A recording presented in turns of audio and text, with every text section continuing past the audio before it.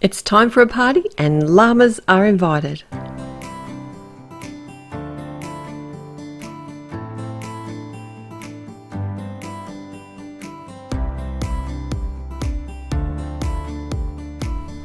Hi, it's Therese from Lostinpaper and I'm here as part of the hop for Ellen Hutson and Hero Arts, and I'm making a fun llama card today.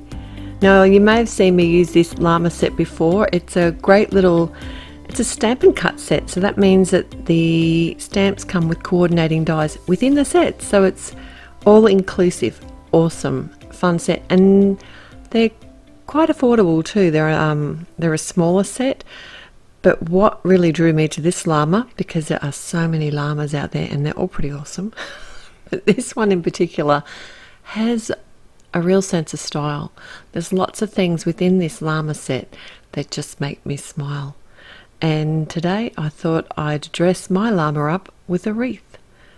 Is it a wreath if you wear it around your neck? I don't know. I'm calling it a wreath, but a wreath might be a bad thing. A neck floral thing. Oh, like a lei. Ah, there you go. That's what we're going to have our llama dressed in. I am just sharing some really quick Copic colouring, and I did want to mention today that I do speed the Copic colouring up just to give you an idea of how I colour. I'm not sure if you're aware, but YouTube have a facility at I think it's in the bottom right hand corner of the videos for you to actually slow down or speed up the videos as you're watching it. So generally speaking, I speed up my colouring ×4, and if you want, you can actually slow it down and watch it in real time. I might have to try that. I've not tried that myself, but apparently it's true, you can do it. I don't know how my voice will sound that slow, but it could be fun to try. Alright, I have added a couple of fun elements here. A cactus and a couple of clouds, or a few clouds actually. From the cactus comes from the Ellen Hutson Everyday Doodles set, and the clouds are from the unicorns and rainbows.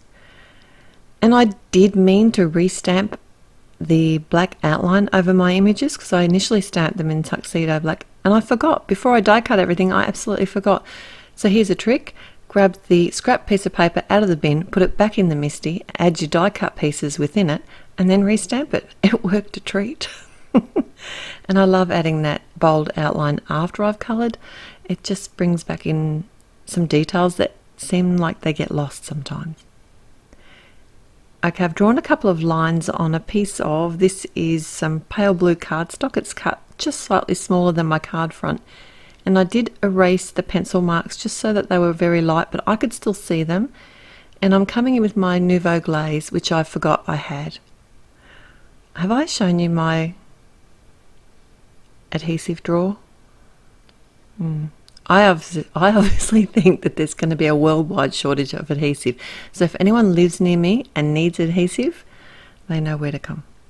Anyway, so I've done a couple of strings, and I've added some white twine on with the Nouveau Glaze, and then what I decided to do was add some little pom poms, and these are called circus dust bunnies, and they come in all different sizes and colours, and I just thought I'd add them directly to the card front as well. And I thought the Nouveau Glaze, it's like a glossy accent, so it has a real strong hold. So while I've set that aside to dry, I've stamped out a sentiment from the set, and I want to make this into a speech bubble. So I've just white heat embossed it on some black cardstock. And this is my old heat gun. Look how slow it is. Anyway, so I wipe away the powder because it's black cardstock and you don't want to end up with little bits of black, little bits of white specks on your black cardstock. So I used my powder tool. And what I've done here is actually cut 3 sides around the sentiment, hand drawn the bottom of the speech bubble, then used the grid line, the line thing on the, I'm struggling, aren't I, today? I've been a bit sick this week, so please forgive me. Anyway, I cut either side of the speech bubble with the trimmer and then cut the actual speech bubble bitty out with my scissors. And I used the landscapes die to cut a Desert Storm hill, and just used my powder tool to deactivate the adhesive that I'd put on the back of that so I could easily cut it with my scissors. Now obviously I think that this llama must be on holidays because and I just folded the strings around the back, because I think llamas actually live in the Andes, and I don't know if there's any cactus in the Andes. But anyway, it's a llama on holidays having a party. I added some fun foam to the back of the card, and I did make sure to put that around the twine. I didn't want it to be all bumpy on the back, and that just will make it sit flat on the front of my card. And then I used my tape runner and some pop dots to adhere. Oh yeah, and look, I forgot to actually adhere my clouds first before I attached the front. I did this card a little bit back the front, but that's okay, I got there in the end. So like I was saying, this is actually part of a hop, and if you head through the link in the description below, you will be able to find out how you can win.